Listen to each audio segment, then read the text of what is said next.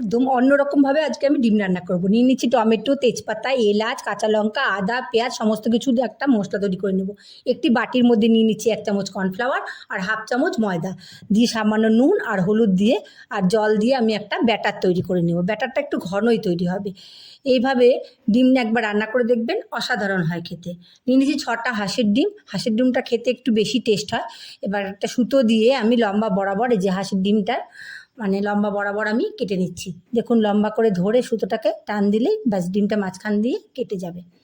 এরকমভাবে ডিমগুলো কেটে আমি এগুলোর মধ্যে সামান্য লবণ মাখিয়ে নিব আর ব্যাটারে চুবিয়ে কড়াইতে তেলের মধ্যে আমি ডিমগুলোকে এক এক করে ছেড়ে দেব। ডিমগুলোকে আমি এপাশ ওপাশ করে দুপাশ করেই ভালো করে লাল লাল করে ভেজে তুলে নেব। এই যে আমার ডিম ভাজা হয়ে গেছে। এবার আমি ওই একই কড়াইয়ের মধ্যে আমি আগের থেকে সেদ্ধ করে রাখা আলুগুলোকে ভাজা করব। দিয়ে দেবো সামান্য লবণ আর হলুদ। এরপরে আমি একটুখানি ব্যাটার রেখে দেবো 2 চামচের মতো ওই আলুর মধ্যে, সেই ব্যাটারটাকে দিয়ে দেবো যাতে আলুটা একটা ক্রাঞ্চি অন্যরকম টেস্ট হবে খেতে। আচ্ছা, কড়াইয়ের মধ্যে দিয়ে দিচ্ছি জিরে ফোড়ন আর তার মধ্যে দিয়েছি সমস্ত বাটা মশলা, হলুদ, লবণ, জিরের গুঁড়ো। দিয়ে দিচ্ছি সামান্য জল দিয়ে মানে একটু জল দিয়ে মশলাটাকে আমি ভালো করে কষিয়ে নেব। দিয়ে দিচ্ছি একটু লঙ্কার গুঁড়ো আর